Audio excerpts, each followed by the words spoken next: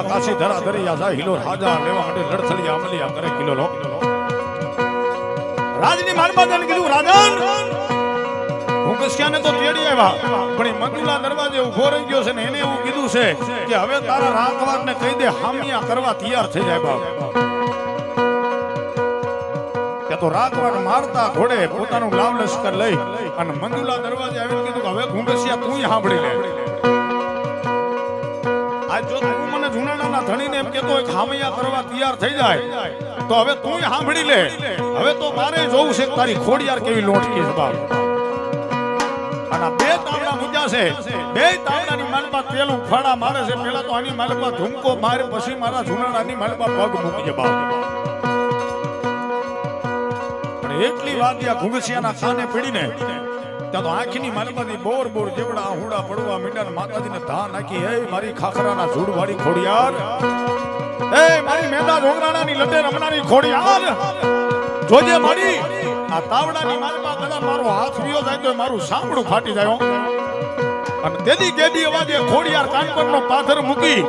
અને જુનાળાની બજારની માલપા આવીને કીધું ઘુંઘસિયા ઈ તાવડાની માલપા એકવાર નજર તો કર પેલા રાતીયું કીડીયું બની તારી ખોડિયાર રમે પછી મારા દીકરાને રમાડે બા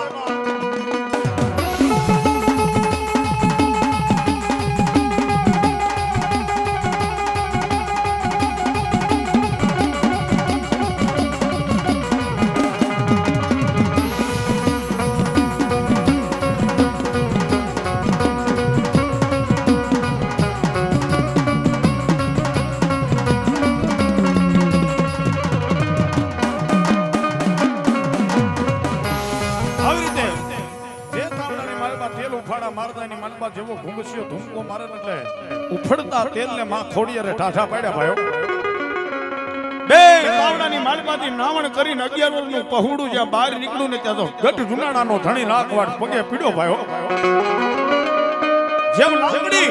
લાકડી પડે એમ 11 વર્ષના દીકરાના પગમાં પીડ્યો ને ત્યાં તો 11 વર્ષના દીકરાના રૂવાડે ખોડિયાર આવ્યો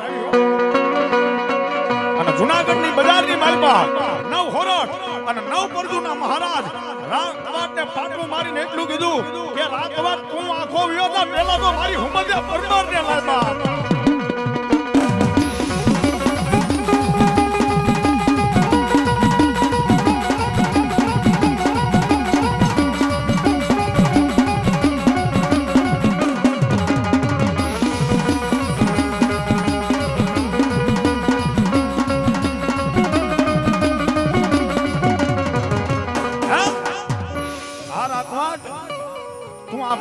મારે તને કાંઈ ઠપકો નથી દેવું મારે તારી કાંઈ વાત નથી કરવી કેમ મળી પેલા તો મારી હુમલદે પરમારને મારી હામી લાય બાપ અને ત્યારે દાસી હુમલદે પરમારનું કોઈ માન નતું રાકવાડની 7 રાણી હતી એની માલપા 6 રાણી હતી રાજની માનીતી રાણી હતી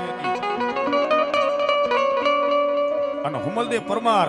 જેને રાજની બહાર નાની ઓરડી દીધી હતી ને ઓરડીની માલપા હુમલદે પરમાર પોતાનું ગુજરાન હાંકતી હતી પણ ઓરડીના દરવાજા ખોલી અને દાસીએ કીધું બા સાહેબ તે તો ધરતીની માથે બેઠી જેના વાળ વિખરાઈ ગયેલા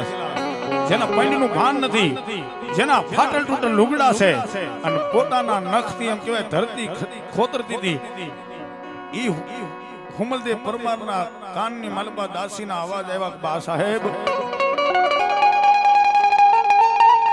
આમ જે આધર જોઈ ત્યારે દાસીએ એટલું જ કીધું બા સાહેબ મંદુલા દરવાજે કોક 11 વર્ષનો દીકરો આવ્યો છે જેના શરીરની માલપા કોક માતાજી આવી છે અને ઈ માતાજી એવું કહેશે કે પેલા મારી હુમલદે પરમારને બોલાય ભાવ તો હુમલદે પરમારના સમ રૂવાણા બેટા થઈ ગયા અને પોતાની ઓયડીની મારમાં નક્કી કરી લીધું કે મને બોલાવા વાળી બીજી કોઈ ન હોય મારી મામડિયાની ખોડિયાર હોય બાપા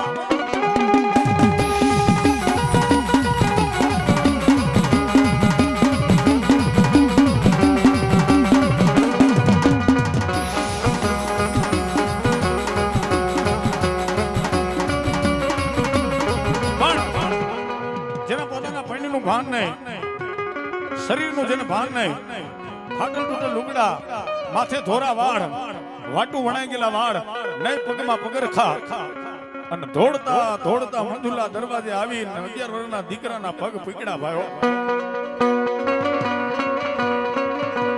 અને 11 વર્ષના દીકરાને કીધું કે હે માં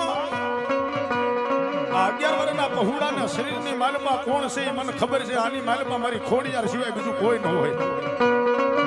પણ મારી આજ 55 વર્ષે જો તે મને યાદ કરી હોય તો હું તને એક મીઠો ઠપકો દઉં છું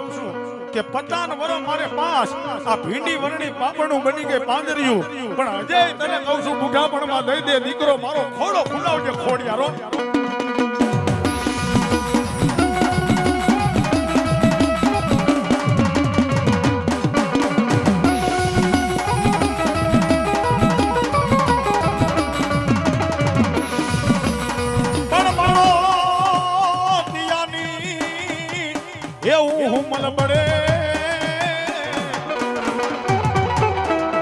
અરે રે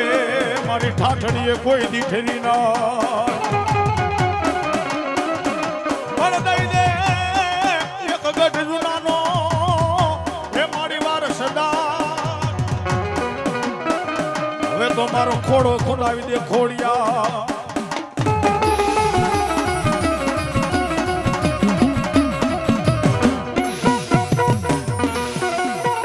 બોલીએ ખોડલમાં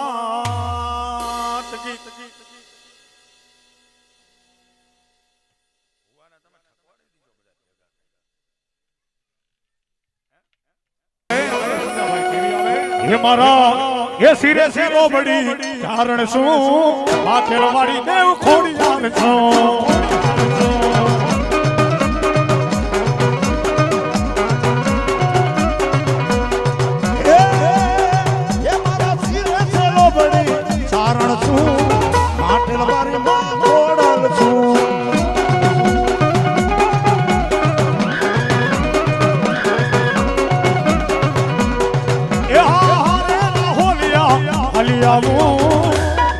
માટે બધા થાતી આવું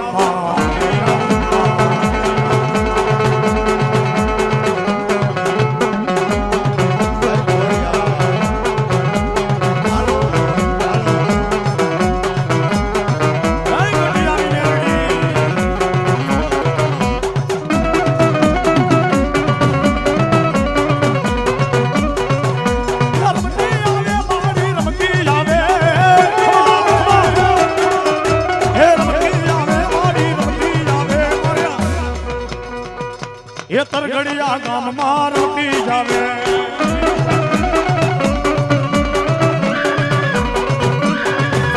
એ રમતી આવે મારી રમતી આવે આજમાં ખોડિયાર રમતી આવે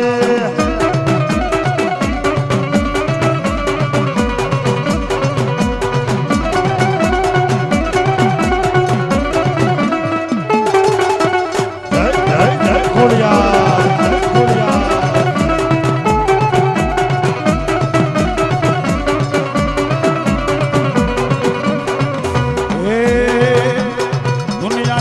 કોઈ હકીરે નોતી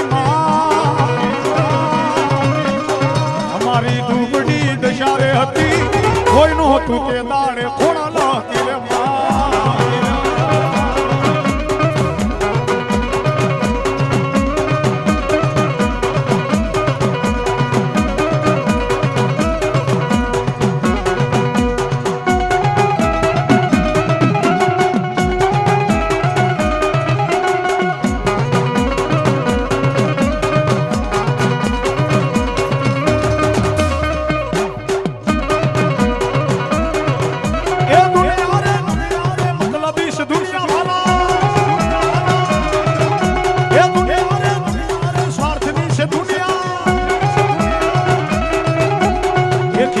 મારી પાયોનો નહોતો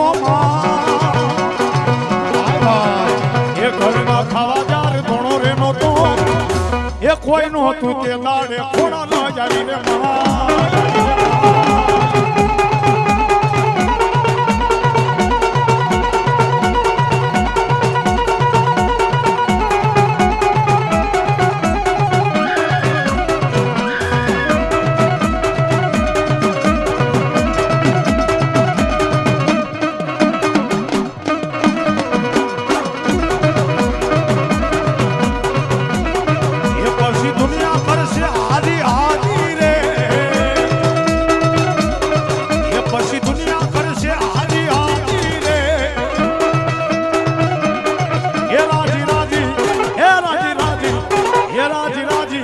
તારી ખોડલ હોય નાની